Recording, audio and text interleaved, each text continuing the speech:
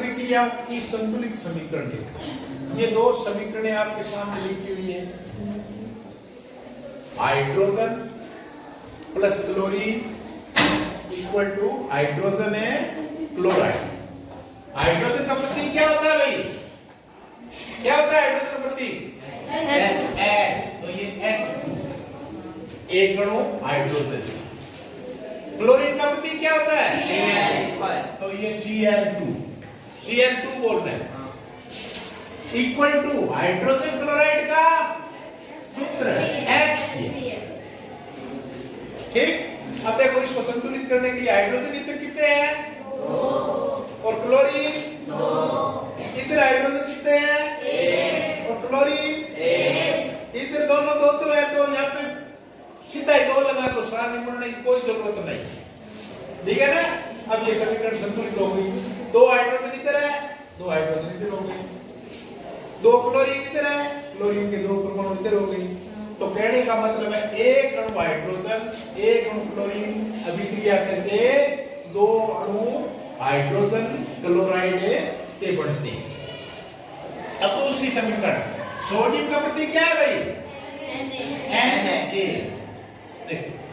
Sodium का प्रतीक Na है। जब आप प्रतीक लिखो तो 2 अगर अक्षर है तो पहला कैपिटल लेटर में होगा और दूसरा स्मॉल लेटर में, हमेशा ध्यान में रखना। और अगर प्रतीक में एक ही अक्षर है तो उसको कैपिटल लेटर में लिखना है। तो ये सोडियम का Na। साथ में जल का क्या होता है भाई? H2। और ये अभिक्रिया करके सोडियम हाइड्रोक्साइड NaOH और यहाँ पे हाइड्रोजन का H2। अब संतुलित करने के लिए Na एक है, H2 इधर 2 है और इधर H के कितने हैं भाई? 1 और 2 3 है। तो यहाँ पे 2 कर दे तो हाइड्रोजन के कितने हो गए? 4। 2 और 2 4। तो यहाँ पे भी 2 कर दो, हाइड्रोजन के कितने हो गए? 4। दोनों तरफ संतुलित है। ऑक्सीजन के इधर कितने हैं? 2 और इधर ऑक्सीजन के 2 संतुलित है। सोडियम के इधर 2 है और इधर सोडियम के 1। तो यहाँ पे 2 कर दो, ये भाई संतुलित हो गए। तो रासायनिक समीकरणों को जब संतुलित करते हैं तो अभिकारक और उत्पाद के अणुओं के अंदर परमाणुओं की संख्या दोनों तरफ से बराबर करना अपन सीख गए हैं। अब अगर कुछ भौतिक कंडीशनें हैं, जैसे भाई ये गैस अवस्था में है कार्बन मोनोऑक्साइड, ये हाइड्रोजन गैस अवस्था में है और 340 एटमॉस्फेयर दाब पर यह विक्रिया होती है, तब ये मेथिल अल्कोहल या मेथेनॉल बनता है। तो इस विक्रिया के अंदर एक अणु कार्बन मोनोऑक्साइड गैस का, 2 अणु हाइड्रोजन गैस के 340 एटमॉस्फेयर दाब पर एक अणु मेथेनॉल का बनता है। यहाँ पे आगे N लिखा हुआ, इसका मतलब है लिक्विड, यानी ये द्रव अवस्था के अंदर, तरल अवस्था के अंदर ये पदार्थ प्राप्त होता है।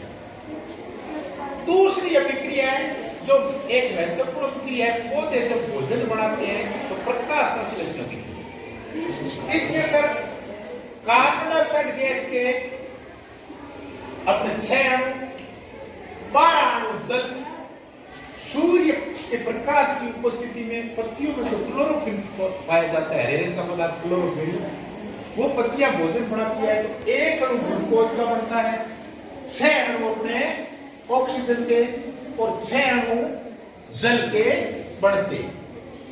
यहाँ पे देखिए कार्बन डाइऑक्साइड का एक लिखा हुआ है, इसका मतलब है ये जलीय, एक मतलब होता है जलीय।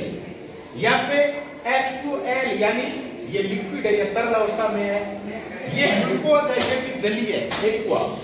ये कार्बन सभी जलीय है और ये भी लिक्विड है, ये L लिखा हुआ है।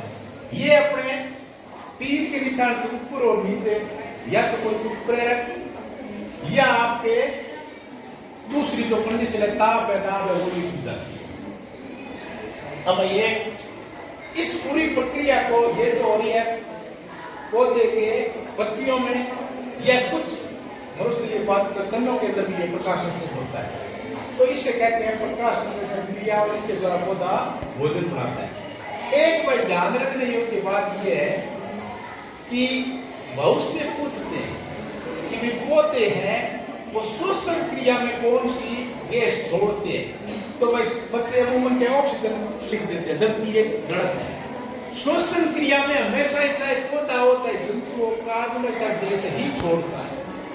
ये प्रकाश संश्लेषण क्रिया है जो सूर्य के प्रकाश की उपस्थिति में हरेक पौधे करते हैं, तब ये ऑक्सीजन है वो छोड़ता है।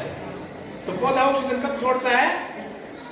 जब पौधा भोजन बनाता है या प्रकाश संश्लेषण क्रिया होती है पत्ती में, तब वो पौधा है वो ऑक्सीजन है छोड़ता है।